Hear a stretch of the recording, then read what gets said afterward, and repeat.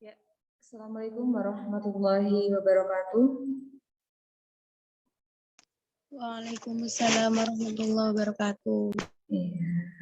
Oke, terima kasih. Ini sambil menunggu teman-temannya lengkap ya, sudah ada 25 partisipan ya. Kita mulai perkuliahan kita pada pagi hari ini.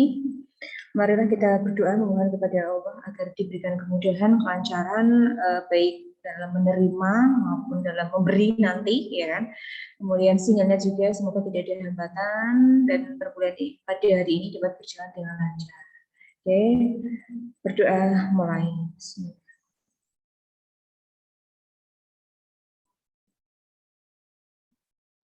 Ya, terima kasih.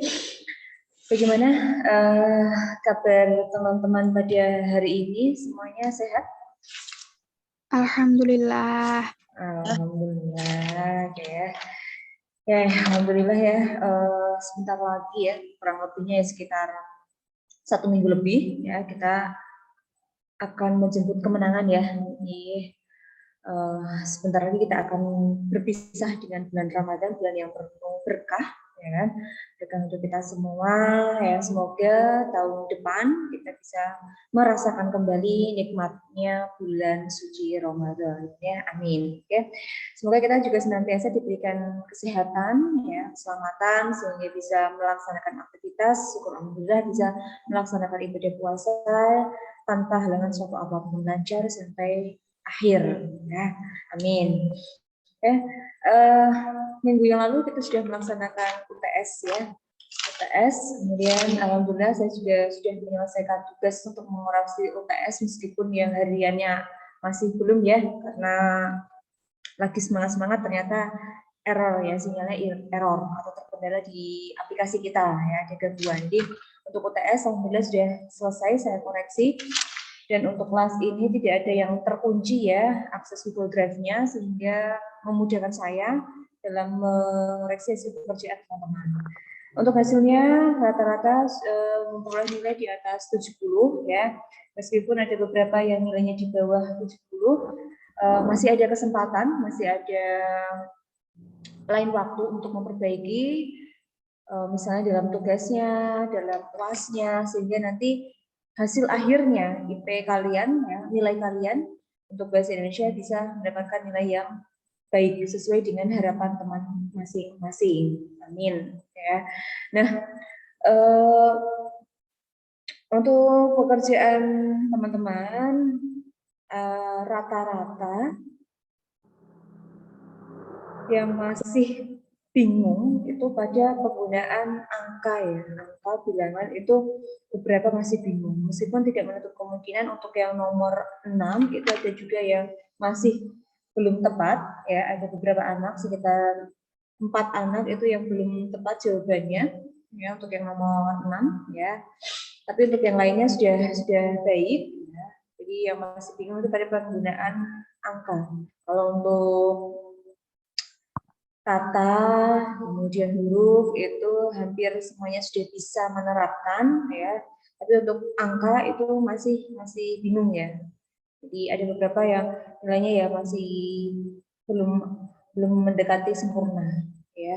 Untuk nilainya saya kasih langsung kumulatif saja ya. Jadi tidak saya jabarkan satu persatu, tapi tenang saja jika kawan-kawan ingin mengetahui nilainya secara detail, nanti bisa konfirmasi. Saya sudah siapkan catatannya, jadi nilai-nilai per nomornya sudah Ibu siapkan. Cuma untuk yang saya kasih di kelas itu langsung secara garis besarnya saja. Ya, oke. Nanti bagi yang nilainya itu rendah, ya, karena ada beberapa yang nilainya itu rendah, tidak usah khawatir ya. Untuk keseluruhannya, untuk UTS saya memang tidak melaksanakan remedi. Karena apa? Nanti sistemnya tuh saya bagi secara keseluruhan. Ada nilai tugas, baik individu, kelompok, keaktifan, kehadiran, ya kan, UTS dan UAS saya bagi semua, saya kumulatifkan semua, saya hitung.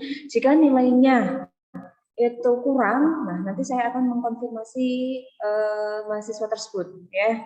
Jadi tidak usah khawatir yang dapat nilai yang kurang memuaskan, ya tidak usah khawatir akan remedi, tidak, tapi nanti di akhir saya jumlah semua totalnya berapa, nanti kalau misalnya kurang, maka saya akan mengkonfirmasi mahasiswa tersebut untuk melengkapi ya, melengkapi. Itu pun saya tawarkan dalam artian seperti ini. Jika nilai kalian, nilai akhirnya itu pas 70 ya, 70 kalau tidak salah di kita kan sudah B ya. Nanti saya tawarkan, kalau sudah puas dengan nilai 70 ya, dapat nilai B, ya tidak apa-apa, itu hak kalian. Tapi kalau kalian merasa kok nilainya 70 ya Bu ya, Mas, walaupun sudah B tapi saya kok masih kurang Bu, saya berharap bisa dapatnya misalnya B plus misalnya seperti itu ya kan. Dan tidak apa-apa, silakan untuk memperbaiki karena itu hak kalian, hak untuk memperbaiki, hak revisi, remedi ataupun hak untuk menolaknya. Jadi tetap saya kembalikan nanti di akhir saya akan transparan, saya akan menunjukkan nilai-nilai teman-teman semua, mulai dari nilai tugas individu dan kelompok saya perlihatkan ke teman-teman, nilai UTS-nya juga, kemudian UAS-nya juga, keaktifan dan sebagainya, ya kan. Nanti teman-teman bisa melihat sendiri. Oh, berarti nilai saya nanti itu misalnya 80. Oh, nilai saya nanti berarti 70. Jadi kita transparan seperti itu. Harapannya agar tidak ada curiga ya, kita tidak ada seudon ya di antara kita, ya kan. Jadi kita transparan saja. Oke, saya juga berharap teman-teman juga transparan dan artian kita terbuka ya. Kalau ada kesulitan, kalau ada masalah seputar materi kita ya, silakan untuk berkomunikasi, jangan hanya diam. Ya. Jika misalnya Bu, untuk materi ini kalau saya masih belum paham, masih belum dong, ya silahkan dikomunikasikan di grup, nanti kita akan bahas. Atau pas di sini kita ketemu di perkuliahan, silahkan kita nanti diskusi. Kita sampaikan ke kesulitan kita sehingga nanti akhirnya atau endingnya itu teman-teman bisa menguasai bahasa Indonesia secara dasar ini secara baik. Ya kan? Jangan hanya diam saja, hanya diam, kemudian dapat nilai misalnya kurang memuaskan, geremang-geremang memburi, nah itu yang tidak saya suka. Ya kita sifatnya terbuka saja lah ya. Ibaratnya kita teman ya kan, sama kakak sama adik ya kita terbuka. Ya silakan dikomunikasikan. Jadi tidak terus aku kayak terus garap apa ya Bu, kok besiku atau nilai saya kok hanya sekian Bu. Nah kalau hanya dibatin, geremeng, memberi, ya kan, tidak diutarakan ke saya, ya saya tidak tahu. Nah, silakan diutarakan. Misalnya, Bu, saya tuh, misalnya Mbak Wahyu ya, Bu, harusnya tuh saya dapat 95 kok Bu, di sini kok cuma 81. Nah, itu silakan nanti konfirmasi ke saya. Nanti akan Ibu tunjukkan nilainya itu, per nomornya itu berapa-berapa, ini loh kesalahannya, ini loh yang benar, macam itu. Jadi, kita terbuka saja, tidak usah bersama-bersama di belakang, ya kan? Apalagi ini kan bulan puasa, uang kas ini kan ya mengurangi pahala kita, ya kan? Jadi lebih baik ya udah kita cerita saja, ya kita langsung sharing aja Bu. Ini saya kok gini ya Bu ya, ya udah nanti saya akan tunjukkan. Jadi kita sifatnya terbuka, tidak ada yang saya tutupi. Kalau kalian memang aktif ya tidak ada salahnya. Atau saya memberikan nilai misalnya A misal ya, yaitu berdasarkan catatan saya ya, saya punya bukti. Oh kamu ini loh memang layak dapat A karena apa? Nilai hariannya baik, tugasnya oke, aktif, ya kan? Kemudian UTS-nya baik, UAS-nya juga baik. Nah, oke, gampang saya memberikan nilai. Tapi kalau misalnya non sewu ya, saya tidak maksud apa-apa. Misalnya ada yang hanya diam terus ya kan, mengerjakan tugas ya kadang asal-asalan. Nah, ketika dapat nilai misalnya hanya B, B-nya itu kurus juga misalnya 70, mau komplain ya saya juga sudah punya bukti. Ini loh Mas, Mbak, catatan saya kenapa nilainya seperti itu. Kita itu terbuka saja, tidak usah ada yang ditutupi. Kalau mau curhat juga tidak apa-apa. Saya membuka layanan, tapi tidak di sini karena curhat itu kan sifatnya personal ya kan, tidak di sini. Tapi kalau di sini semua orang tahu ya. Oke, itu ya intermezzo kita pada pagi ini. Saya harap teman-teman tetap semangat ya mengikuti kuliah. Apalagi ini masih pagi, energi masih fit ya. Buang malesnya ya, buang rasa bosannya, kita semangat. Nah, itu bismillah kita ibadah mengharap ridho dari Allah Subhanahu wa taala. seperti itu. Ya. Nah, tampaknya sudah mulai banyak ya. Ada 29 total, dari totalnya sekitar 34 ya. Sambil kita tunggu temannya untuk bergabung. Monggo nanti untuk temannya Japri juga bisa ya untuk segera join, karena kalau ikut di tengah-tengah itu kan rasanya kurang afdol ya. Awal aku sih ibaratnya untuk junjungan kok ujuk-ujuk untuk diwini duit 1.000 ki duit apa, nah kan tidak tahu ya. Nah jadi mulai mengikutinya tuh mulai dari awal, jangan hanya di tengah. Oke, nanti jika teman-teman ada yang terkendala sinyal, misalnya keluar sendiri, tidak saya permasalahkan ya, karena memang bukan dampak ya, sisi kurang nyamannya, kekurangan dari kita daring itu kadang terkendala di sinyal. Jadi tidak usah takut terus, maaf ya Bu ini. Nah, saya sudah memaklumi ya. Jadi nanti kalau ada yang sinyalnya hilang terus masuk lagi ya, saya maklumi. Kadang saya juga seperti itu, ya kan, sinyalnya pas tidak oke, hilang sendiri nanti masuk sendiri ya. Ya, berikutnya presensi di kelas, monggo untuk segera diisi, jangan sampai lupa, karena kalau sudah lewat batas waktunya biasanya sudah tidak bisa diakses. Yang misalnya kalau pagi ini insya Allah tidak ada masalah ya di kelas, lancar-lancar saja, jadi segera dimanfaatkan momen yang seperti ini. Jarang-jarang ya, ada yang lagi asik-asik, di kelas tidak bisa Bu ngirim soal UTS Bu jawabannya. Ya. Kemarin kan momen-momen penting ya, ternyata aduh ya biasa ya udah tidak apa-apa, telat sudah masalah. Dan untuk kelas ini alhamdulillah saya apresiasi, meskipun ya kalau terkendala sinyal sih tidak masalah ya, tapi alhamdulillah kelas ini itu tidak ada yang telat dalam artian itu tidak mengumpulkan atau tidak mengerjakan, karena ada beberapa kelas ya, di sini, saya tidak mau menyebutkan kelas apa, tapi ada beberapa kelas itu yang tidak mengumpulkan atau tidak mengerjakan. Setelah saya koreksi, saya cek, oh ternyata nama-nama ini kok tidak ada ya. Baru saya opiak-opiak di grup, lagi sadar saya. Aduh maaf ya Bu ini. Nah, karena teman-teman sudah dewasa semua ya, jadi tidak perlu saya opiak-opiak ya. Misalnya tidak hanya untuk mata kuliah bahasa Indonesia, misalnya untuk mata kuliah yang lain, teman-teman ada yang belum mengerjakan itu segera menghubungi dosennya ya, segera menghubungi, jangan sampai dikonfirmasi, diinfokan dulu baru mengkonfirmasi, mengklarifikasi. Yang namanya pribadi seseorang kan beda-beda, ada yang sifatnya ya udah tidak apa-apa silakan dikerjakan, ada yang seperti itu, tapi kan kadang ada orang yang atau dosen yang kalau sudah telat tidak saya terima, nah itu kan menyusahkan diri kita sendiri ya. Jadi jangan mencari masalah, meskipun ketika membuat skripsi itu kalian diminta mencari masalah, ya kan? Tapi kalau berkaitan dengan nilai ini jangan mencari masalah, ya, jangan mencari masalah. Ya. Kalau bisa diselesaikan dengan baik, ya selesaikan dengan baik, hubungilah ya. Kalau misalnya baru telat sehari, tidak apa-apa, silakan hubungi. Tapi kalau sampai seminggu ya, TS-nya hari Senin. Saya koreksi ternyata, aduh, ini udah hari Senin lagi, ya. Berarti kemana selama 1 minggu itu? Kalau saya tidak oke-oke, apakah rekan-rekan tidak ada inisiatif, ya kan? Nah, kita kan udah dewasa, udah besar, sudah tahu ya hak dan kewajiban kita, seperti itu. Ya, tapi alhamdulillah kelas ini baik ya, berkat komtingnya juga ya, ini mungkin ya komtingnya memberikan contoh yang baik karena teman-temannya akhirnya ikut baik, kan seperti itu. Ya. Jadi ibaratnya dalam suatu komunitas ya, jika pemimpinnya baik, insya Allah kan anggotanya juga baik. Biasanya seperti itu, karena apa? Saling mengingatkan. Ya. Tapi kalau misalnya pemimpinnya itu sebaliknya ya, saat senangnya dewe, ya kan? Kemudian dia suka bertindak curang misalnya, atau mungkin tidak tepat waktu, tidak disiplin, ya teman-temannya atau anggotanya kan akan meniru. Lah kamu nyuruh kami tidak boleh berbuat curang, dirimu aja berbuat curang, kan dibolehkan. Nah, seperti itu. Jadi seorang pemimpin itu berat bebannya. Nah, makanya fatur lemu-lemu ya. Fatur lemu-lemu.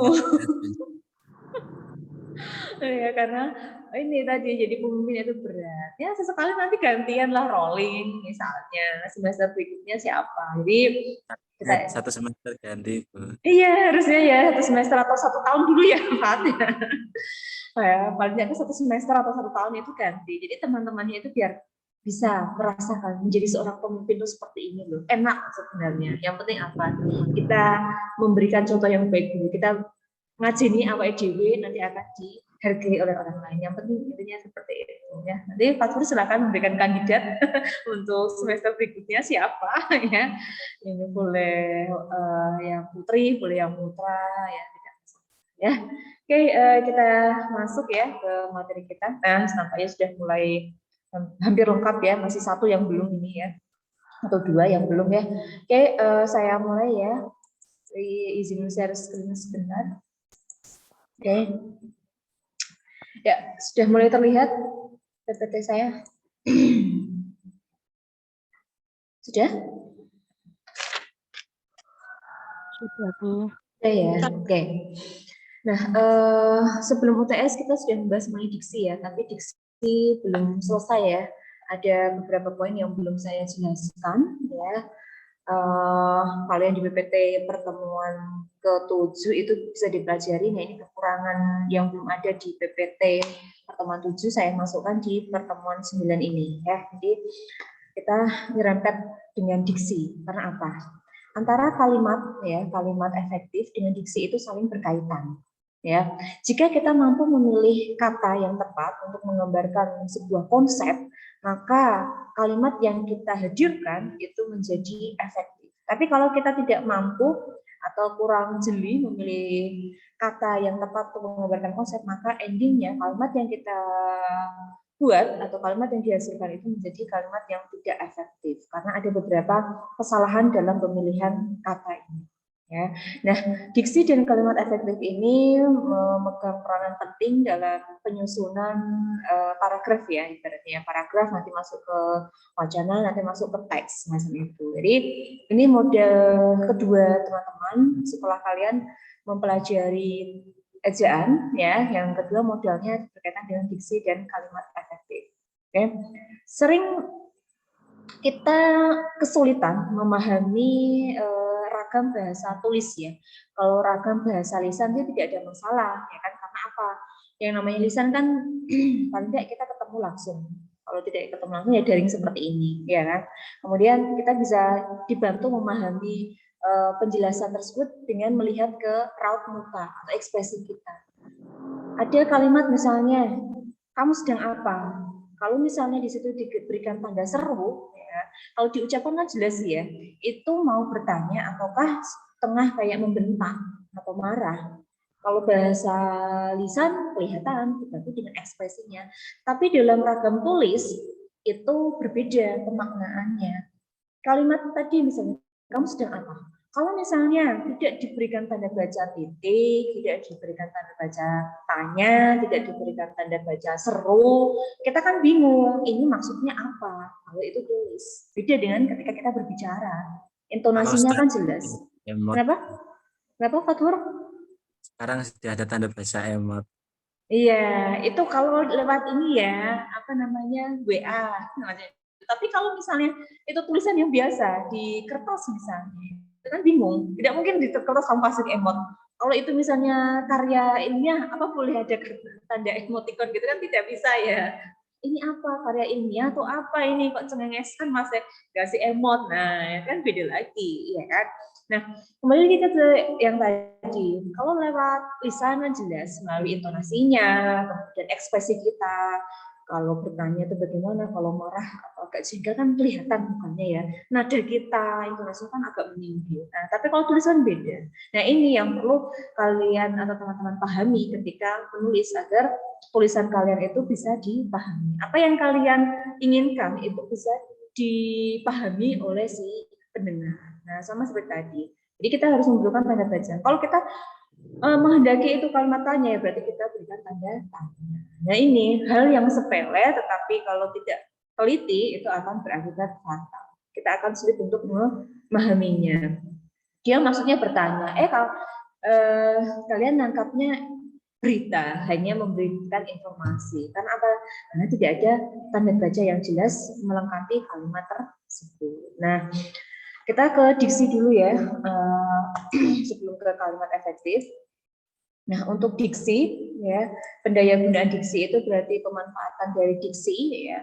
Diksi yang tepat, diksi yang sesuai itu akan melahirkan kalimat yang efektif. Nah, maka dari itu kita harus mengetahui dulu yang dinamakan tepat, yang dinamakan sesuai pada diksi itu berkaitan dengan apa saja. Nah, di sini sudah saya rangkumkan. Kalau ketepatan diksi ini saya mengambil pendapat dari Goris Kraf, ya. Goris Kraf itu juga termasuk ahli bahasa. Tahun 2002 pada halaman 88 sampai 89 nih menyebutkan yang namanya tepat pemilihan kata atau diksi itu meliputi ada 10 bagian ini ya. Nanti teman-teman bisa membaca. Saya akan menjelaskan beberapa saja dulu ya. Yang pertama, kita bisa membedakan ini termasuk kata denotasi ataukah konotasi. Ya, jadi ketika membuat tulisan kita harus tahu dulu, saya akan membuat tulisan bentuk sastra ataukah tulisan dalam bentuk non sastra, ilmiah atau non ilmiah. Kalau kita sudah menentukan ilmiah, berarti kita harus memilih kata-kata yang seperti apa sih yang berkaitan dengan ilmiah. Bolehkah yang konotasi atau kita pilih yang denotasi. Nah, jika kita sudah mengetahui konsep kedua ini, denotasi konotasi perbedaannya di mana, maka kita bisa memilih kata yang tepat untuk membuat teks ilmiah atau teks non sastra. Berarti kita menggunakan yang denotasi. Tapi kalau kita ingin membuat yang non ilmiah alias sastra, berarti kita ambil yang konotasi. Nah, ini yang dinamakan bisa membedakan deno dan konotasi untuk penggunaan kalimat kita. Nah, berikutnya, sadar ataupun tidak, ketika kita menulis itu kadang menggunakan kata yang bersinonim atau kata yang sama, ya kan? Sama bukan kata yang sama, kata yang memiliki makna hampir sama. Sadar atau tidak, pernah teman-teman pasti membuat kalimat ada double, ya, maknanya itu sama. Misal, kalian menggunakan kata mengimplementasikan, sama yang kedua adalah menerapkan dalam sebuah kalimat. Nah, implementasi sama menerapkan atau penerapan itu pun bermakna sama sih. Nah, ini terjadi tumpang tindih, maka kita ambil salah satunya. Atau kita menggunakan kata saya bisa dapat, misalnya bisa dan dapat ini kan bersinonim, ya kan? Nah, itu harus dihindari. Kita ambil salah satunya. Oke. Kemudian yang ketiga, nah ini membedakan kata-kata yang mirip dalam ejaannya. Nah, dalam bahasa Indonesia itu kan ada beberapa kata ya yang ejaannya itu sama ya. Contohnya kayak pernyataan sama pertanyaan. Itu kan sekilas hampir sama kalau didengarkan. Pernyataan, pertanyaan. Nah, ini padahal maknanya sudah berbeda. Nah, pernyataan itu berkaitan dengan apa? Pertanyaan itu berkaitan dengan apa? Nah, ini yang dimaksud dengan memiliki kemiripan dalam ejaannya. Nah, yang keempat, dalam suatu komunitas itu biasanya kan memiliki bahasa tersendiri ya untuk mengekspresikan apa misalnya. Ya, jadi kita harus menghindari kata-kata ciptaan sendiri. Karena apa? Kalau ciptaan sendiri itu udah tidak diketahui oleh umum, hanya kalangan khusus atau kalangan tersendiri saja. Misal kata-kata apa ya yang ini diketahui oleh komunitasnya, misalnya bahasa apa? Ada yang bisa memberikan contohnya? Apa, Bahasa daerah. Oh ya, bahasa daerah. Misalnya apa, Fat? Orang Kamu asli Pati. mana? Kamu orang Pati? Yang beda Biasanya dengan biasanya nggak bilang akhir kata itu diberi kata go atau re gimana itu. Oh ya, go ya. Dan bagi go, biasanya gitu ya. Itu ya. Go. Nah, biasanya seperti itu kan. Nah, ini kalau itu bukan ciptaan sendiri ya, Fat, itu lebih ke ya dalam satu komunitas ya. Ya, dalam satu komunitas. Berarti kita harus menghindari itu kalau dalam versi bahasa Jawa ya, saya garis bawahi dalam versi bahasa Jawa. Nah, itu hindari kata-kata yang tidak diketahui secara umum, diketahui oleh kalangan khusus atau dalam suatu komunitas. Nah, itu yang dinamakan atau yang dimaksud dengan yang poin keempat. Nah, kemudian yang ke bawah, nah ini ada beberapa. Nanti teman-teman bisa membacanya ya. Saya langsung ke sesuaian diksi ya. Yang sesuai itu berarti pas ya. Hampir ini kalau tepat itu pas, sesuai itu pantas ya. Sesuai itu pantas ibaratnya seperti itu. Nah, kesesuaian diksi ini kita harus menghindari sejauh mungkin bahasa atau unsur substandard dalam suatu situasi yang formal. Jadi berkaitan dengan situasi formal, kita harus memilih kata yang tepat untuk situasi yang formal. Kemudian, nah ini, gunakanlah kata-kata ilmiah dalam situasi yang khusus. Nah, kalau dalam situasi umum menggunakan kata-kata yang populer atau sering didengar. Ya, misal ketika kalian berbicara, mau membuat tulisan, kalau itu berkaitan dengan hal yang sifatnya umum, ya, misalnya tentang pendidikan ya, pendidikan itu kan sifatnya umum ya, semua orang tahu ya. Nah, kita harus memilih kata yang familiar di telinga masyarakat. Nah, jangan menggunakan istilah-istilah yang terlalu spesifik sehingga pembaca itu kebingungan menangkap informasinya. Sadar atau tidak, ketika kita membaca sebuah artikel ya, artikel ilmiah yang katakanlah tidak atau ini ya, artikel yang berkaitan dengan dunia medis misalnya. Nah, kalian tidak ada basic di bidang medis sama sekali, maka ketika membaca itu kan muncul beberapa pertanyaan. Kok ada istilah ini ya, ada istilah ini ya, itu apa artinya? Nah, karena kita tidak mengetahuinya, maka bingung kan, kita harus butuh bantuan seseorang untuk menjelaskan, atau kita lihat ke kamus misalnya. Kamus itu saja kadang tidak lengkap, karena itu kan istilah medis, tidak semuanya ada di kamus bahasa Indonesia, karena kamus bahasa Indonesia itu kan membahas atau mengartikan hal yang sifatnya masih umum ya, atau populer tadi. Jadi kalau dalam situasi khusus kita bisa menggunakan istilah-istilah ilmiah seperti tadi di bidang medis, atau dalam bahasa Arab mungkin ada fonologi ya, bahasa Arab mungkin ya, ada ya fonologi. Ada enggak kira-kira yang berhubungan dengan bunyi? Kalau bahasa Indonesia kan ada fonologi ya. Ada enggak, Fat? Ada. Nah, ada kan? Namanya ilmu namanya ilmu Arut. Ya, berarti sama ya dengan bahasa Indonesia, hanya beda istilahnya. Nah, itu namanya istilah khusus di dalam bahasa Arab, ada fonologinya, seperti itu. Nah, kalau yang kita mau cari yang umum ya berarti ya membahas bahasa Arab secara umum itu bagaimana. Nah, itu bedanya di situ ya. Kemudian hindari jargon, slang. Jargon dan slang itu hampir mirip dengan bahasa atau kata-kata Jepang sendiri ya.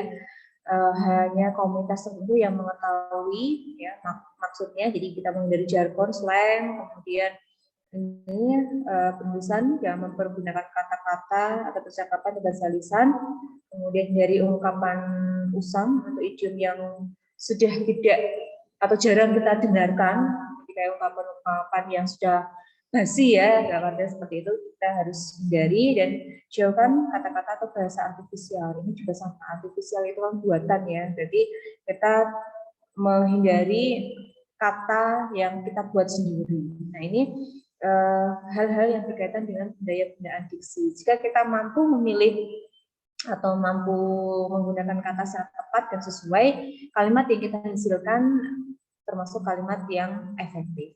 Nah, seperti itu. Oke, ini berkaitan dengan diksi. Saya lanjutkan dulu ya, nanti untuk diskusinya ya. Oke, untuk kalimat efektif ada tiga pembahasan.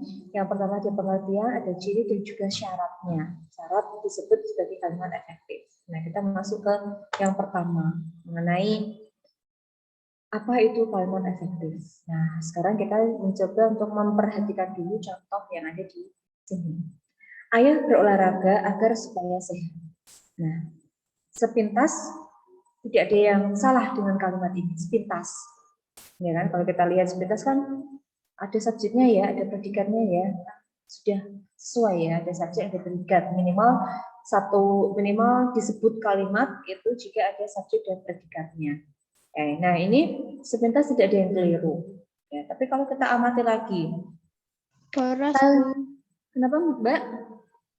boros pemborosan kata.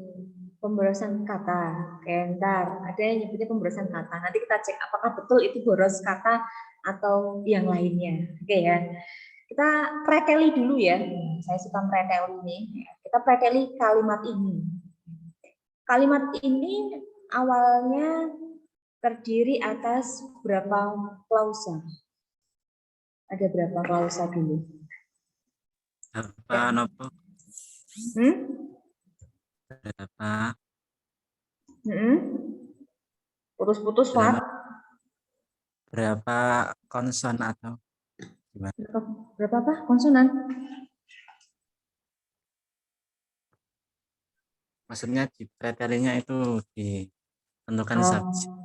Oke, maksud pretelinya ya. Nah, sekarang kita lihat dulu. Kalimat ini ya, ini kan disebut kalimat. Ada tanda bacanya juga, titik. Kalimat ini. Kalimat itu kan bisa terbentuk dari beberapa unsur ya. Ada kata, ada frasa, ada klausa. Ya kan, benar ya? Berolahraga. Olahraga itu kan termasuk kata ya. Nah, kemudian ini kalau dilihat kan kalimatnya ada kata yang dihilangkan sebenarnya. Ya kan? Ada kata yang sebenarnya ini dihilangkan. Yakni kata ayah sebenarnya. Nah, ayah. Nah, berarti di sini kita bisa menyimpulkan atau kita buat asumsi sementara. Berarti kalimat ini terbentuk atas dua klausa. Ya, klausa. Klausa yang pertama itu kan sebenarnya ini kan yang ayah berolahraga. Ini klausa pertama. Nah, klausa yang kedua kan ayah sehat. Awalnya kan ini, dia terdiri atas dua klausa. Satu kalimat ini terdiri atas dua klausa. Nah, untuk menggabungkan kedua klausa ini agar menjadi sebuah kalimat, kita membutuhkan penghubung kan? Kita membutuhkan kata penghubung kan? Nah, kita untuk kata penghubung atau konjungsi itu kan ada beberapa jenis ya. Ada konjungsi koordinatif, subordinatif, korelatif, antar paragraf, nah semacam itu ya. Nanti teman-teman bisa cek lagi di materi SMP SMA itu ada ya, atau di Google nanti silakan dicek. Nah, untuk menggabungkan dua klausa ini butuh yang namanya penghubung. Nah, penghubungnya di sini ini kan termasuk olahraga bin sehat. Berarti ini kan berkaitan dengan tujuan ya, tujuan seseorang berolahraga. Atau misalnya kalau kalimat yang lain ya, Fatur belajar dengan rajin. Fatur pintar. Nah, berarti kan ada maksudnya, ada tujuannya. Maka kita memilih kata penghubung ya yang tepat untuk menggabungkan kedua klausa ini sehingga menjadi kalimat yang ini. Nah, kata penghubung yang dimaksud itu adalah agar atau supaya. Nah, tadi ada yang bilang, Bu, boros kata. Nah, sekarang kita cross check lagi. Agar dan supaya ini termasuk kata atau kata penghubung. Oh, ternyata ini termasuk iya, kata penghubung ya, lebih tepatnya ya Mbak ya tadi, Mbak siapa ya? Ya, jadi lebih tepatnya itu memang betul boros dalam pemilihan kata penghubung. Nah, agar kalimat ini menjadi efektif ya, maka kita ambil solusinya. Solusi yang pertama, kita ambil misalnya boleh menggunakan agar sehat, atau solusi yang kedua, ayah berolahraga supaya sehat. Nah, ini contoh yang simple ya, contoh yang mudah ya. Jadi kalimat yang pertama atau kalimat yang atas itu tidak efektif karena penghamburan atau boros pada konjungsinya atau pada kata penghubungnya. Dan harus kita perbaiki dengan alternatif ada dua. Alternatif yang pertama menggunakan agar dan alternatif yang kedua itu menggunakan supaya. Nah, ini yang dinamakan dengan kalimat efektif. Jadi dari situ kita menyimpulkan apa itu kalimat efektif. Kalimat efektif ya ini. Nah, Ya, kalimat yang dapat menimbulkan gagasan yang sama, baik pendengar maupun si pembicara. Jadi apa yang diucapkan atau apa yang ditulis oleh si penulis itu bisa dipahami oleh si pembaca. Jika pembaca menangkap informasinya A, sedangkan yang dimaksud penulis A, nah berarti ini kan sama antara si penulis dengan si pembicara. Tapi kalau si penulis itu bilang A, maksudnya bilang A, tetapi si pembicara, si pembaca ini nangkapnya C, berarti ini kan tidak ada kesatuan dalam hal informasinya, kesamaan dalam informasinya itu berbeda. Berarti apa yang salah? Kita cross check kembali untuk kalimatnya. Nah, seperti itu. Itu yang namanya kalimat efektif. Nah, agar kalimat yang teman-teman hasilkan itu bisa menjadi efektif, ada beberapa ciri yang harus teman-teman kuasai.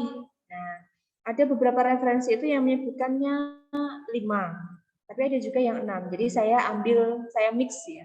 Ada yang hanya ke keutuhan, kepaduan, penekanan, hemat, dan paralel. Nah, tapi untuk referensi yang lain ditambahi kevariasian. Jadi saya ambil ada 6 ciri-ciri dari kalimat efektif. Ada 6 ini.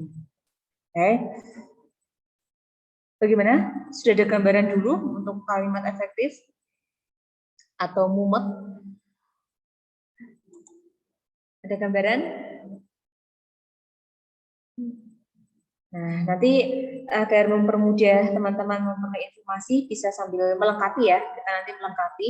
Jika kalian menemukan informasi yang lain, nanti silakan disampaikan dalam ini forum diskusi kita ya. Saya langsung ke ciri yang pertama, utuh ya.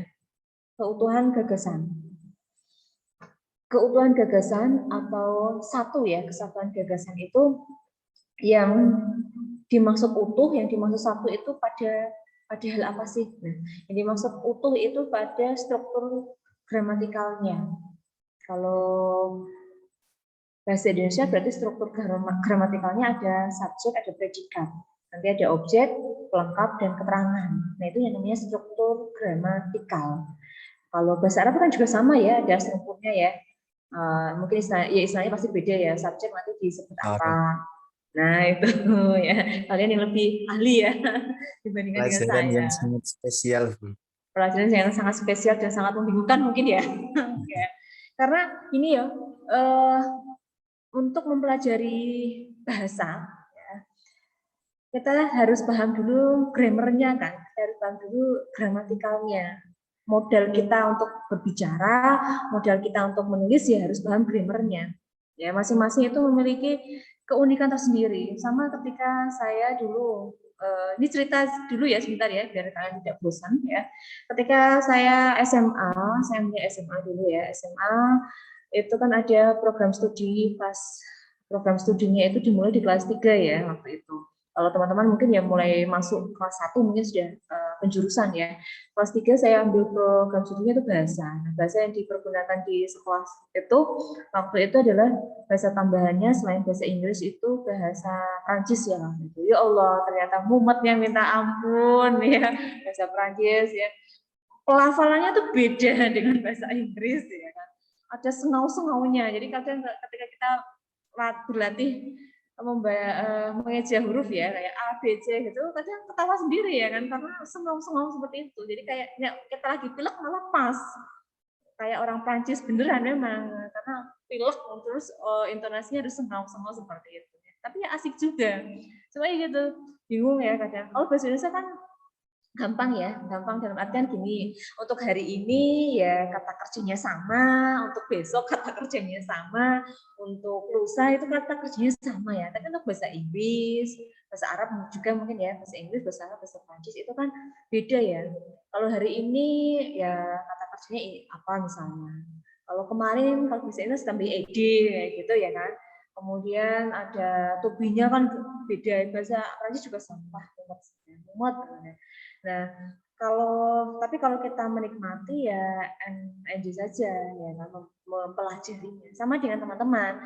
Teman-teman kalau sudah ambil jurusan bahasa Arab ya nikmati. Jadi ketuni ya misalnya, aduh aku kok. Mungkin kan ada yang basicnya bukan dari pembukaan mungkin loh ya. Yang basicnya bukan dari pondokan kan kadang blank ya, masih nol kan.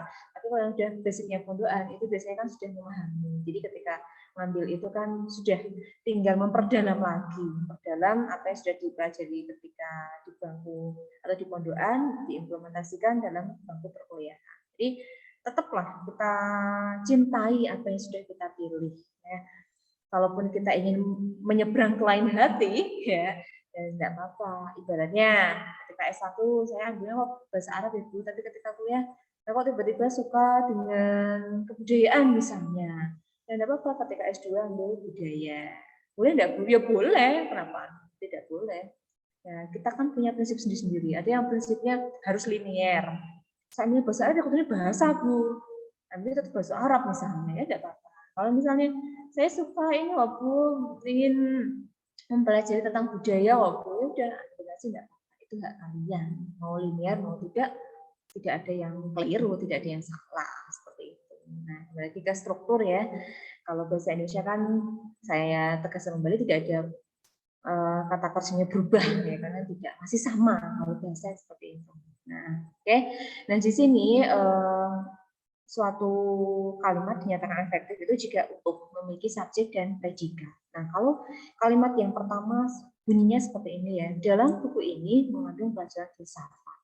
Nah, muncul pertanyaan, mana predikatnya, mana subjeknya. Biasanya kan seperti itu. Kalau objeknya kan sudah jelas ya, tapi untuk subjeknya itu mana sih? Paling tidak boleh mengatakan dalam buku ini itu adalah subjek. Ya kan? Ini penggunaan kata tugas semacam ini di awal itu mengakibatkan kalimat menjadi tidak efektif. Ya, jadi misalnya kalian membuat kalimat untuk, ada untuk, ya, kata untuk di awal. Nah itu menjadikan kalimat kalian itu tidak efektif. Karena apa? Ada kata tugas di bagian awal. Langsung yang buku ini misalnya itu juga mengakibatkan kalimat tidak efektif karena penggunaan kata tugas. Jadi kata tugas tidak boleh terletak di awal kalimat atau di depan dari subjek, harus dihilangkan atau mungkin jika bisa dipindah ya dipindahkan. Tapi kalau tidak berarti harus kita hilangkan. Nah, kita hilangkan sehingga jelas mana subjeknya, mana predikatnya, mana objeknya. Nah, itu namanya keutuhan gagasan. Ketika kita menulis, kadang sadar atau tidak, kita tidak pernah mengindahkan ini ya. Subjeknya mana, predikatnya mana. Atau kadang kita itu nulisnya tuh double subjek, double predikat dalam satu kalimat. Nah, kita kan nulis asal-asalan kan, nulis gaya asal. Nah, itu kalimat yang dihasilkan yang sudah tidak efektif. Kalau itu berkaitan dengan artikel itu kan karya ilmiah yang harus mengikuti aturan baku dalam penulisan artikel karya ilmiah, maka kalimat yang kalian atau tulisan yang kalian hasilkan itu tidak efektif, tidak sesuai. Kalau nanti diedit atau diberi penilaian oleh reviewer, maka akan banyak sekali catatannya. Nah, itu harus kalian hindari. Bila perlu ya tidak dilakukan. Nah, kadang kita membuat kalimat kan hanya predikat semua kan, predikat KB, tidak ada subjeknya. Nanti coba ketika kalian buat kalimat mana subjeknya, predikatnya kadang-kadang tidak jelas. Nah, untuk subjek predikat, subjek itu tidak harus di awal ya, dalam artian kadang bisa diawali oleh keterangan, karena keterangan itu sifatnya mobile, bergerak. Dia bisa di awal, bisa di akhir, bisa di tengah. Nah, agar kalimat yang teman-teman hasilkan itu ada variasinya, ya kita boleh menaruh subjek itu setelah keterangan, tidak apa-apa. Gitu, ya. Nah, ini yang namanya keutuhan. Nah, ada utuh, selanjutnya itu berkaitan dengan kepaduan. Ya, susunan kalimatnya itu logis atau masuk akal. Itu yang namanya padu. Ya. Nah, kalimat yang atas kalau kita baca, ini kan kalimatnya tidak jelas ya. Karena ayah kemarin libur, maka sekarang ia memperbaiki talang dan atap.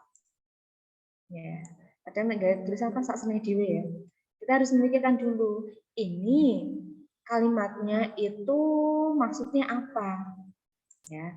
Kalau kalimat ini kan yang dipengen sebenarnya kan ayah libur, ya kan? Ayah libur terus memperbaiki taman. Berarti ada suatu penyebab, ada suatu akibat.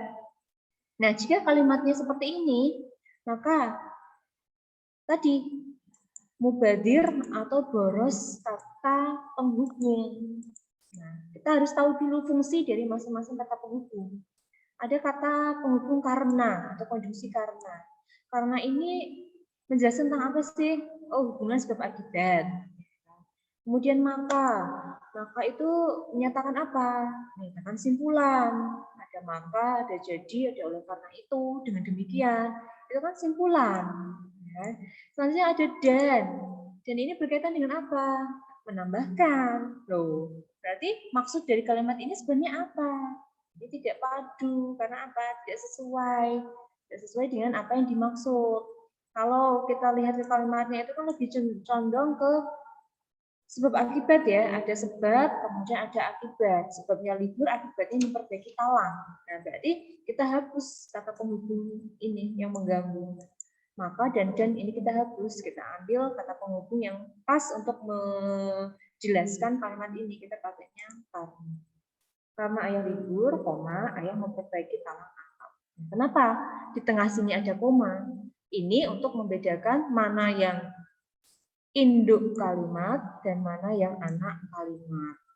Nah, Syarat anak dan kalimat. kalimat. Kenapa, Mas? Kalau dalam bahasa Arab kalimat syarat dan kalimat jawab. Oh ya, syarat ya. Oke, saya dapat ilmu ya. Kalau kalian sih udah paham kan? Kalau kalian baru dapat ilmu ya. Terima kasih ya atas ilmu hari ini ya. Nah, saya pengen seperti itu. Kita saling berbagi lah ya. Jangan pelit ya kan. Kalian tahu pelajaran tentang bahasa Arab tapi tidak mau berbagi, lah dosa kalian nanti ya. Kita berbagi ya. Nah, kembali ke sini ya. Ini tadi, kalau ini kan jelas ya. Yang dinamakan anak kalimat itu setelah konjungsi. Nah, ini konjungsinya kan karena. Berarti belakangnya itu adalah anak kalimat. Nah, habis itu kita berikan tanda koma karena konjungsinya itu terletak di awal. Tapi kalau konjungsinya terletak di tengah, maka tidak usah diberikan tanda koma. Nah, itu agar kita tahu mana yang anak dan mana yang induk. Kalau ini sih tidak usah terlalu spesifik saya jelaskan ya. Berikutnya, pemusatan, penekanan. Maksudnya bagaimana? Ketika kalian mau menulis kalimat, ada sesuatu yang harus kalian tonjolkan, ada sesuatu yang kalian maksudkan, yang inginkan, kalian tekankan. Nah, itu harus jelas. Kalau hanya kalimat yang atas, itu hanya kalimat berita. Kami memilih Pak Joko sebagai ketua RT. Ini kan hanya kalimat berita. Tidak ada unsur penekanannya. Kalau kalian mau menekankan siapa yang memilih Pak Joko, berarti kita harus menekankan kata kami. Nah, kata kami itu kita tekankan dengan bantuan partikel. Partikelnya adalah. Jadi kamilah yang memilih Pak Joko. Nah, seperti ini kan jelas, ada penekanannya. Penekanannya ke siapa? Ke yang memilih. Ya. Tapi jika kalian ingin menekankan kepada Pak Joko, ya berarti bukan kamilah yang memilih, tapi Pak Joko lah yang kami pilih atau Pak Joko lah yang kami pilih sebagai ketua RT. Berarti di sini penekanannya bukan ke kami, tetapi orangnya, orang yang dipilih itu siapa? Oh, Pak Joko lah. Nah, informasinya kan beda. Ya, kalau informasi yang ke ini yang bawah itu menyatakan atau memberikan informasi bahwa mereka itu yang memilih Pak Joko. Tetapi kalau informasinya yang ini,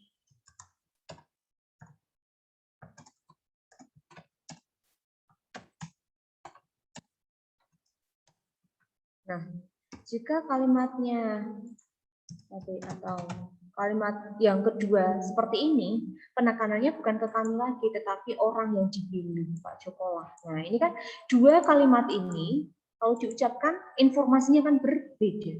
Kalau yang pertama, ini hanya memberikan informasi. Hanya, siapa yang milih, atau ada ini, oh ternyata Pak Joko ya yang dipilih sebagai ketua RT, hanya memberikan informasi seperti itu. Tapi kalau mau memberikan informasi yang berupa penekanan, siapa yang dipilih, siapa yang dipilih, maka kalimatnya bisa yang pertama atau yang kedua. Kalau yang pertama ini memberikan informasi bahwa kami ini atau mereka lah yang memilih, sedangkan untuk informasi yang kedua, siapa sih yang dipilih? Oh, si Pak Joko, bukan Pak Fatkur, bukan Pak siapa di sini, Pak Huda, kan bukan misalnya. Ya, jadi mana yang mau ditonjolkan, mana yang mau diperlihatkan menjadi pusat perhatian, itulah yang diberikan penekanan. Itu untuk contoh pemusatan atau penekanan. Kemudian saya lanjutkan dulu. Tambahannya hanyalah, Bu. Apa, Mbak? Tambahan untuk penekanan itu hanya lah. Tambahan.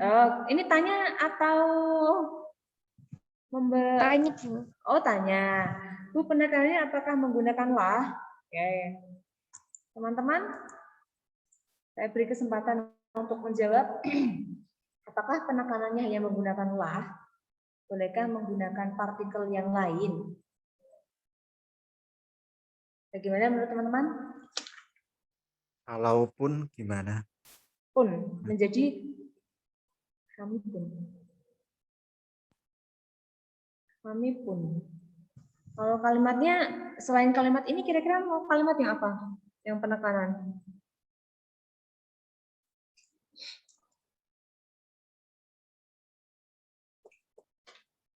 Kira-kira. Coba cari kalimat yang lain. Haruskah atau hanya partikel lah saja ataukah bisa menggunakan partikel yang lain, misalnya kah, partikel ada banyak ya, ada kah, adalah, ada tah, ada pun tadi yang diungkapkan oleh Mas Fatkur. Nah, kalau untuk ini penekanannya apakah bisa menggunakan partikel yang lain atau hanyalah saja menurut teman-teman? Bagaimana?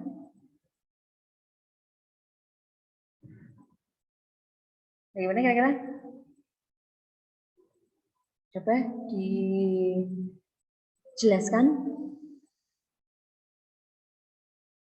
Kalaupun itu kira-kira kalimatnya yang bagaimana dulu? Nah, ini kan nggak mungkin lah, nggak cocok lah kami pun. Nggak ada lah kata kami pun. Ya, nggak mungkin lah kami pun. Nah. Ya. Oke. Informasi yang bisa saya sampaikan hari ini itu partikel yang paling tepat dalam menekankan suatu kata itu lebih ke yang lah ya. Sementara ya, saya garis bawahi sementara itu menggunakan partikel lah yang paling tepat. Adapun untuk partikel yang lain, kalau untuk pun tidak tepat. Kalau misalnya kah kan tidak jelas juga ya, kami kah kan tidak ya. Jadi sementara saya garis bawahi untuk penekanan bisa menggunakan partikel lah. Itu dulu ya. Oke. Itu ya Mbak. Mbak siapa tadi? Iya, Bu, Akila, Bu. Oh, Mbak Akila. Oh, Mbak Akila sering vokal ya. Saya suka. Ada ini yang jarang vokal. Vokal itu maksudnya bersuara gitu loh ya. Bersuara. Bukan vokal a e u e o. Saya di sini tuh penasaran dengan ini loh Mbak, yang jarang bersuara ya. Itu Mbak Liva. Liva itu yang mana? Saya nggak tahu. Mbak Muhli Sotul itu yang mana? Saya juga belum tahu. Ya kan? Yang sering vokal itu paling ya Mbak Hilda, Mbak Vivia, Mbak Sian itu sering ya. Mbak Akila apalagi. Kalau laki-lakinya ya paling si Fatur ini, Fatur kembaran yang satu lagi entah kemana ini sebenarnya tidak kelihatan ya. Oke, jadi Mbak Liva, saya pengen tahu wajahnya yang mana ya. Mbak tadi Muhli Sotul, ini Mbak ya kalau nggak salah ya, itu juga yang mana ya. Jadi keuntungan dari teman-teman aktif itu mudah dikenal. Mudah dikenal itu ada keuntungan lagi. Keuntungannya apa sih? Oh, jadi ketika ketemu jalan langsung saya apa? Kenapa Mbak? Disayang ya? Oh ya bener lah. Tak kenal maka tak sayang ya. Benar. Ya. Sayangnya apa dulu? Sayang biasa. Sayang sebagai ya kalau saya dipanggil ya sebagai anak ya. Anaknya gede-gede banget. Kalau ya. sudah kenal belum tentu disayang. Oh, kalau dikenal belum tentu disayang ya.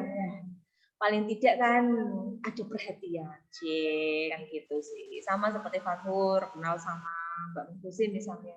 oh tumben ya hari ini kok nggak kelihatan, nah, itu kan detik perhatian gitu ya. Oke, nah kembali lagi sebentar ya. Mana ini yang belum ini po, nah ini ada masalah ya, hemat itu tidak boros ya. Kehematan berarti kita memilih kata yang pas, tidak mengandung sinonim yang sama, tidak berlebihan ya. Itu kalau menulis karya ilmiah. Tapi kalau untuk menulis karya non ilmiah, misalnya sastra, ya kita ya menonjolkan keindahan ya kita menggunakan bahasa yang berlebihan itu tidak masalah.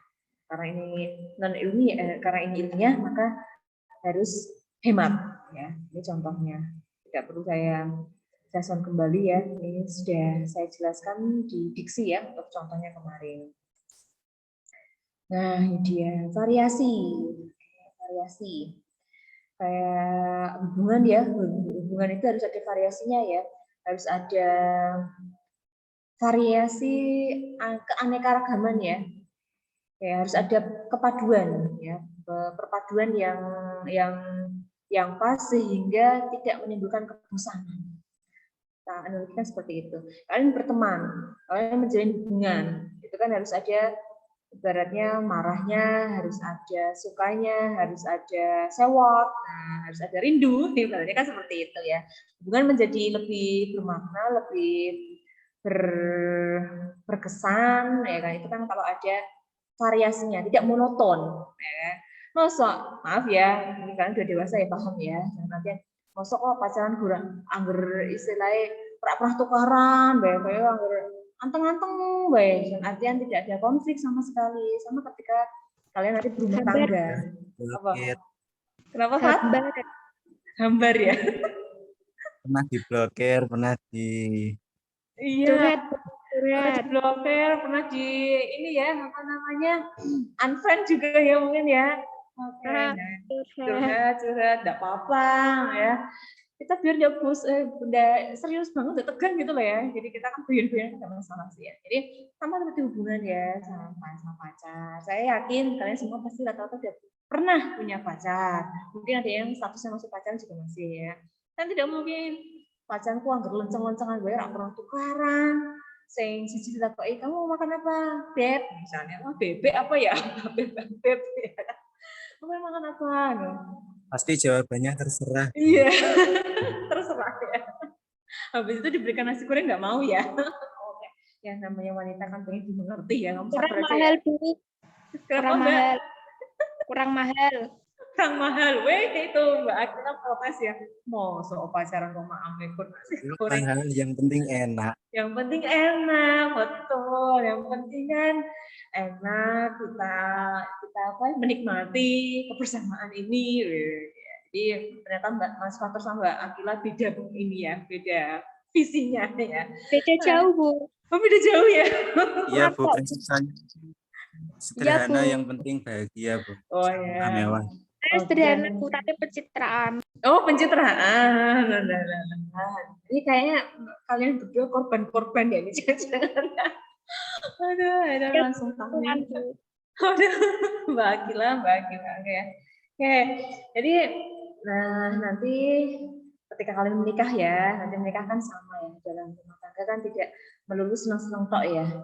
Pasti ada cekcoknya, pasti ada cemburu-cemburunya, pasti ada sewot-sewotnya, pasti ada kangen-kangennya juga. Nah itu kan biar apa? Biar lebih berwarna, hidup itu berwarna, ya. Sama juga dengan kalimat. Kalimat tidak melulu harus kalimat berita, tidak melulu harus SPOK. Kok kan biar mulai kok ayo dibuat struktur kalimatnya ini polanya apa? Pasti jawab dulu ya ketika saya mengajar di SMP dan SMK, yang terakhir SMK, kalau saya buat kalimat terus saya suruh menentukan polanya, pasti mereka analisnya apa? SPOK. Saya sampai heran kan? Aduh, mohon dia diubah mindsetnya ya.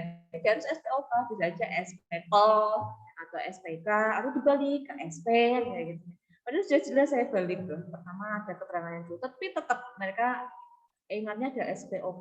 Nah, itu kan mindset yang kuno ya, tidak ada variasinya, monoton banget. Nah, kalau teman-teman membuat kalimat itu juga bisa buat beda, tidak harus SPOK, sama seperti tadi dibalik KSP atau kalau itu kalimat perintah kan biasanya tidak ada subjeknya, tidak ada ya, bukalah, nah itu kan tidak ada subjeknya tapi langsung predikat, tetapi diberikan intonasi sehingga itu bisa masuk ke kalimat juga, tapi kalimat perintah kan seperti itu. Nah sama juga dengan membuat kalimat itu kan jenisnya banyak ya, ada kalimat tanya, kalimat berita, kalimat perintah, ada kalau aktif ya ada kalimat aktif, ada kalimat pasif ya.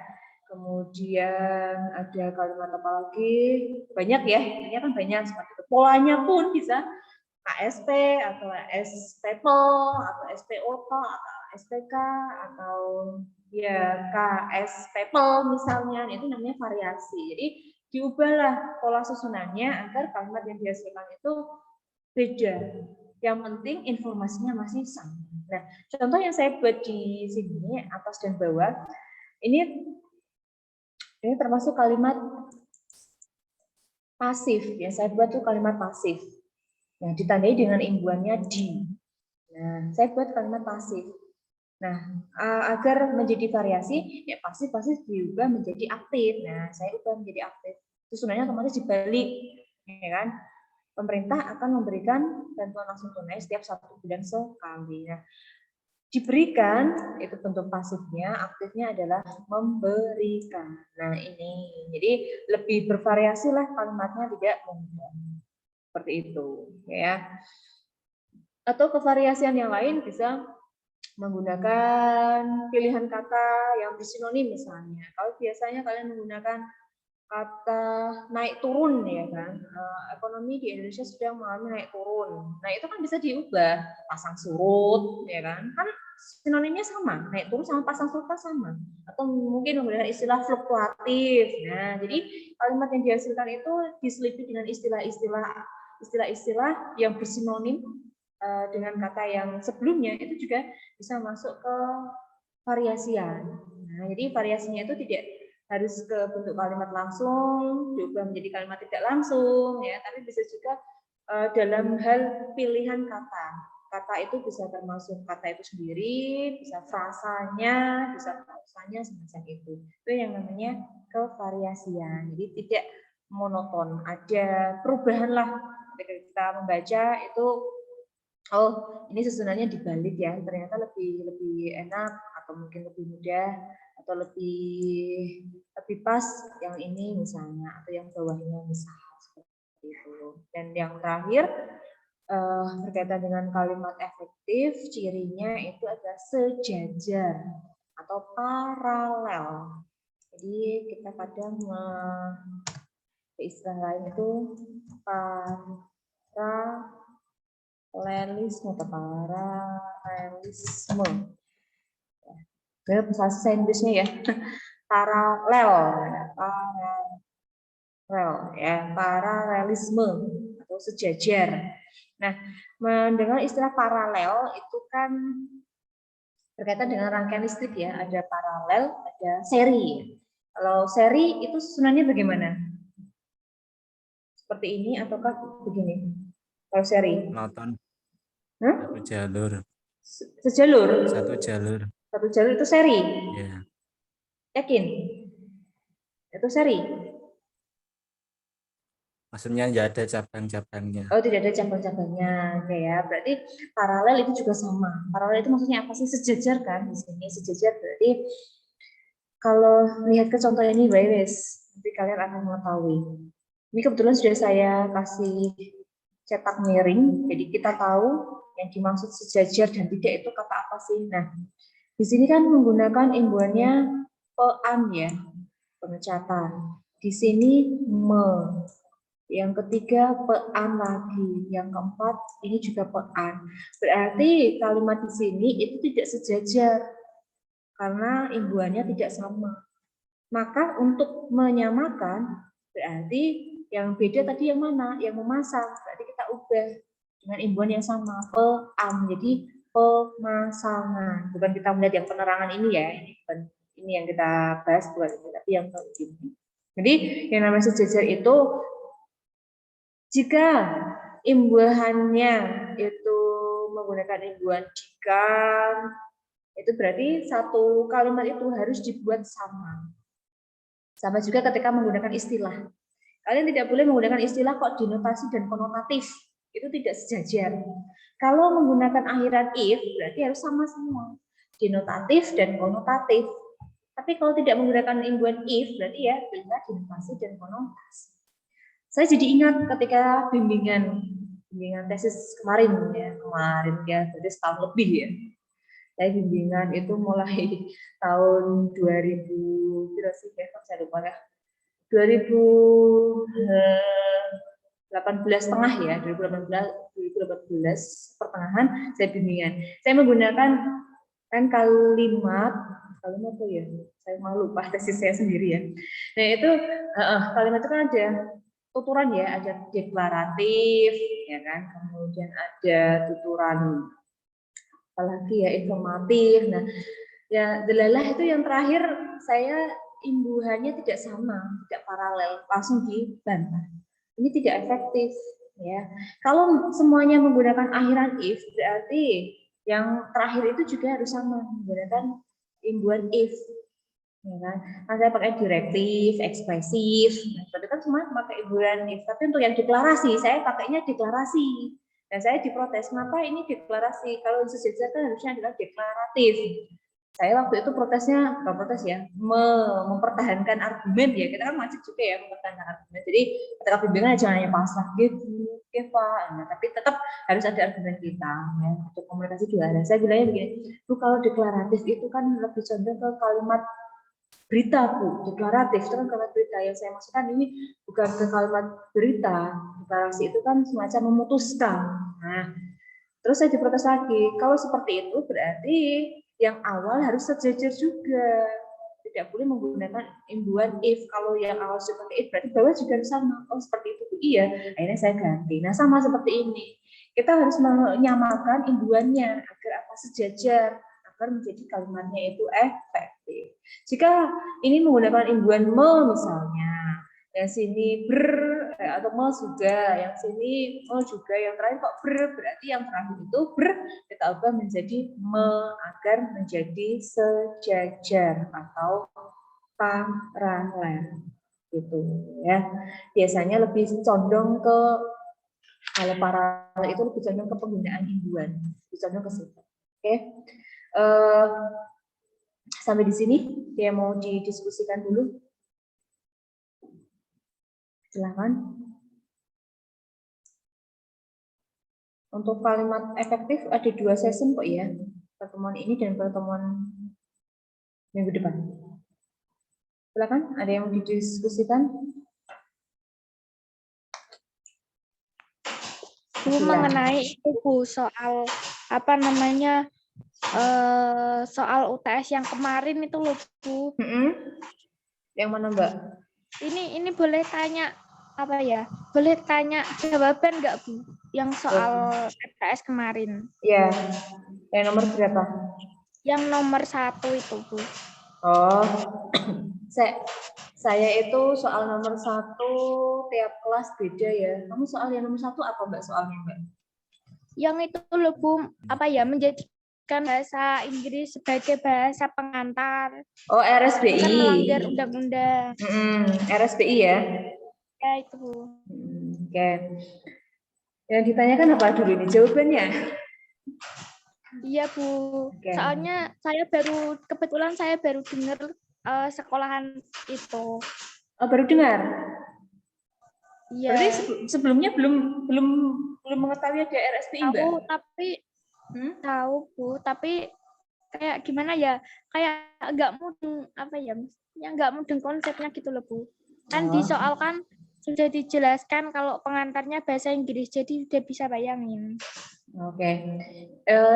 Saya jelaskan sebentar ya mengenai RSBI.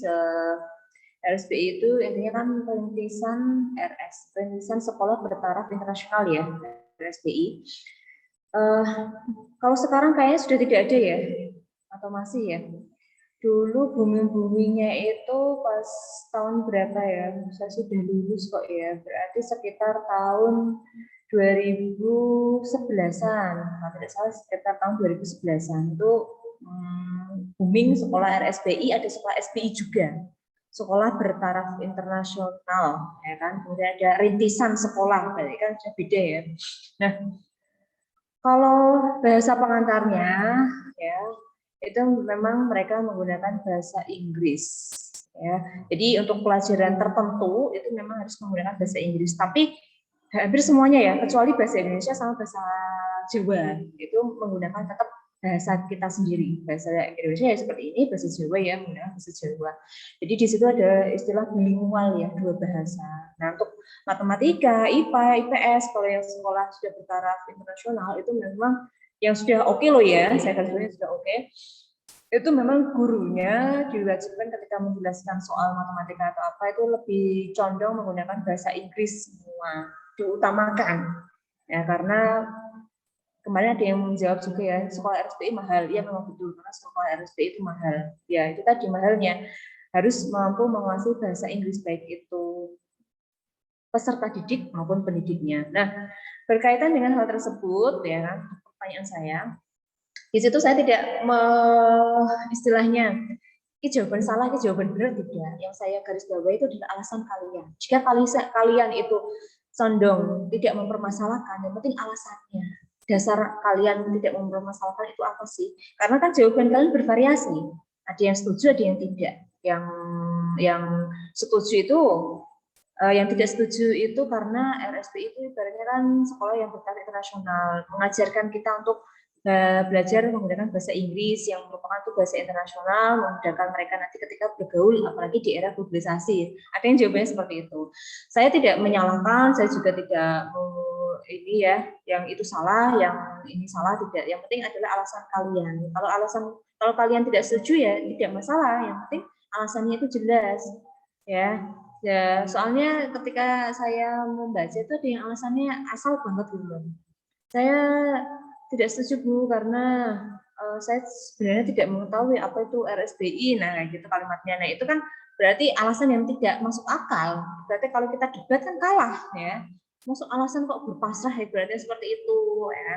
Nah, alasannya kan bisa bervariasi. Ada yang menonjolkan keuntungannya atau kelebihan ketika mereka menggunakan bahasa asing dalam percakapannya di lingkup sekolah. Nah, itu kan hanya di lingkup sekolah Bu, tidak melebar ke pergaulannya sehari-hari, jadi kan tidak masalah karena bahasa sehari-harinya masih tetap menggunakan bahasa nasional, bahasa Indonesia. Hanya di lingkup sekolah saja mereka mengasah kemampuan bahasa asingnya. Jadi saya garis bawahi, jawaban setuju atau tidak saya permasalahkan. Yang saya masalahkan itu hanya ke alasannya, kenapa setuju, logis atau tidak, kenapa tidak setuju, logis atau tidak. Karena pendapat itu kan ada yang pro, ada yang kontra. Kamu pro tapi alasannya tidak kuat, ya keliru. Kalau kalian kontra alasannya kuat, ya bisa diterima, ya oke, saya setuju juga seperti itu. Ya. Jadi untuk yang pendapat-pendapat itu sifatnya adalah individual.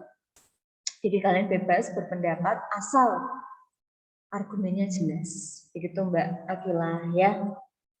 Kalau sekarang kayaknya masih ada enggak ya? Kenapa, Pak? Dapatnya digabung gimana Bu? Yang pertama menyebutkan pro, terus yang kedua kontra. Seperti soal yang nomor 2 itu. Nah, tidak masalah, ya kan? Tidak masalah kalian pro, kalian kontra. Berarti kan kalian menjelaskan keuntungannya, berarti ya, kelebihannya, tapi ada juga sisi negatifnya, ya tidak masalah. Ya. Ada Bu sisi negatifnya, misalnya mereka lebih menjunjung tinggi bahasa asing daripada bahasa kita. Tetapi dari segi positifnya, karena kita di era globalisasi seperti ini menuntut, ya misalnya menuntut kita mampu berbahasa asing sebagai bahasa di dunia yang lebih luas, ya sah-sah saja. Misalnya seperti itu juga boleh, tidak apa-apa. Yang penting pendapat kalian itu original, karena ada kelas lain, saya tidak mau menyebutkan kelas berapa, itu yang nomor 1, nomor 2, 6 anak itu sama jawabannya. Mereka kopas atau apa, googling atau apa, yang jelas ada 6 anak itu kalimatnya plek banget, nomor 1 dan nomor 2, sampai saya kopaskan jawabannya. Itu loh jawaban Misalnya Fatur seperti ini jawabannya Mbak Agnes seperti ini, jadi kalian tuh jawabannya sama. Ada yang seperti itu. Dan mohon maaf, karena petunjuknya sudah saya berikan jelas, tidak boleh googling, tidak boleh buka buku, ibaratnya sesuai dengan pemahaman kalian, ya akhirnya tidak saya berikan nilai, karena menyalahi aturan. Saya lebih menjunjung tinggi jujur kalian. Meskipun tidak diawasi oleh kami, para dosennya, tapi kita harus berkeyakinan bahwa segala sesuatu yang kita perbuat, kita kerjakan, ada Maha yang melihat. Ada Allah yang selalu memantau kita. Kalian tidur aja diawasi. Ya. Apalagi mengerjakan soal pasti diawasi. Walaupun saya tidak bisa lihat satu persatu. Gitu. Ya. Mbak Akila, bagaimana Mbak? Bu, berarti semisal kita setuju sama hal tersebut, terus ngasih kayak apa ya sisi positifnya, tetapi kalau hal itu melanggar undang-undang tuh kayak gimana Bu? Kan maksudnya gimana ya? Meskipun banyak sisi positifnya, tapi kan tetap melanggar undang-undang gitu loh Bu, itu dapat sanksi enggak sih Bu kalau kayak gitu? Teman-temannya ada jawaban siapa ya? Teman kalian itu bilang gini, mungkin kalian sudah memahami konsep RSBI ya.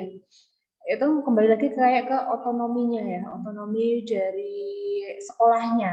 Ya, jadi ada kekuasaan sendiri ya yang mengatur hal tersebut. Jadi itu tidak bertentangan. Kemarin ada yang menjawab seperti itu. Karena itu kan juga termasuk program dari pemerintah. Ada yang bilang seperti itu. Itu merupakan program dari pemerintah, maka tidak bertentangan dengan undang-undang nomor sekian tentang bahasa. Ada yang menjawab seperti itu.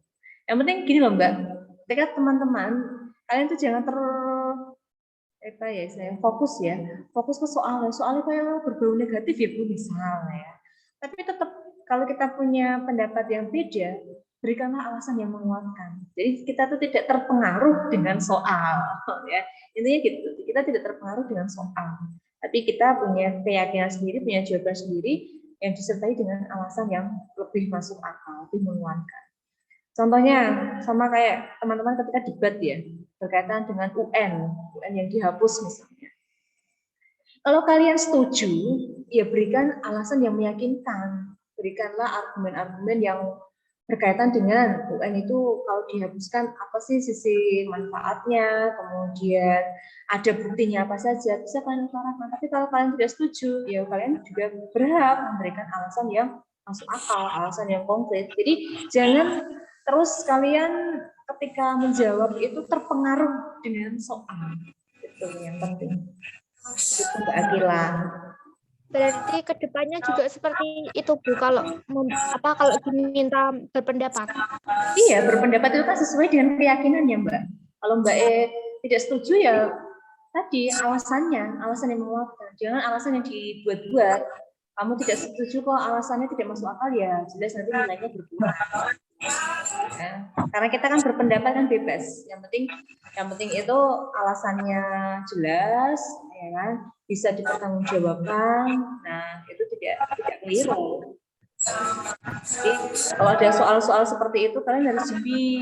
Jadi jangan terperangkap, jangan terpengaruh. Tapi kita punya argumen sendiri. Itu ya Mbak Akila ya. Iya Bu. Oke. Ya, kita tinggal 6 menit lagi ya. Tinggal 6 menit. Fahmi, kenapa Fahmi? Iya, Fahmi full musik ya. Masih ada 5 menit ya. Ini saya lanjutkan minggu depan aja ya. Ini ya. Ini. Iya, nanti saya lanjutkan minggu depan. Ini ada soal juga.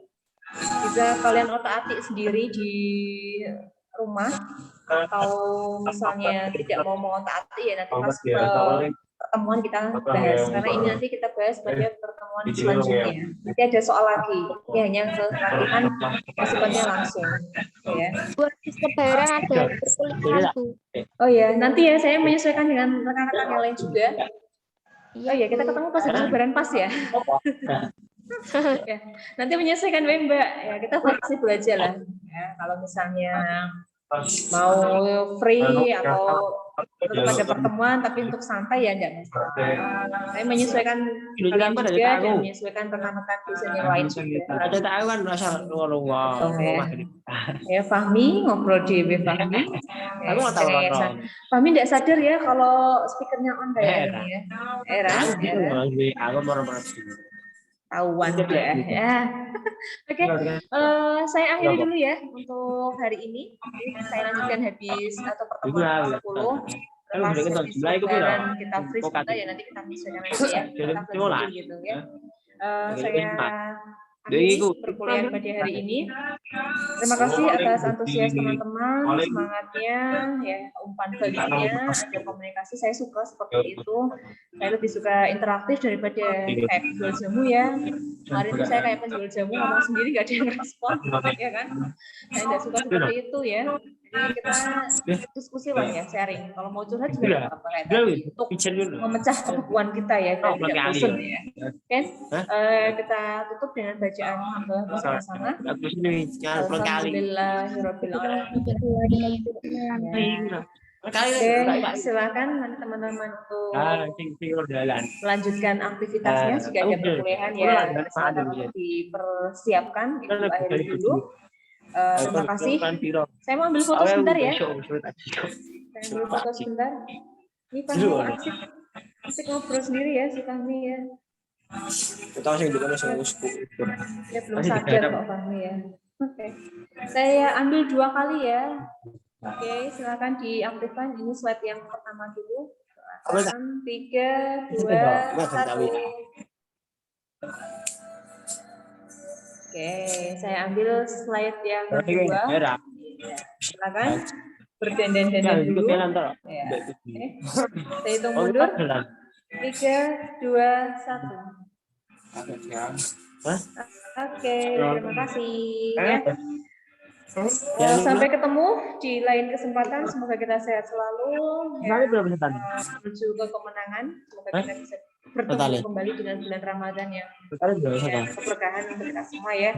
Akhirul kalam, wassalamualaikum warahmatullahi wabarakatuh. Terima kasih semuanya. Waalaikumsalam warahmatullahi wabarakatuh. Terima kasih.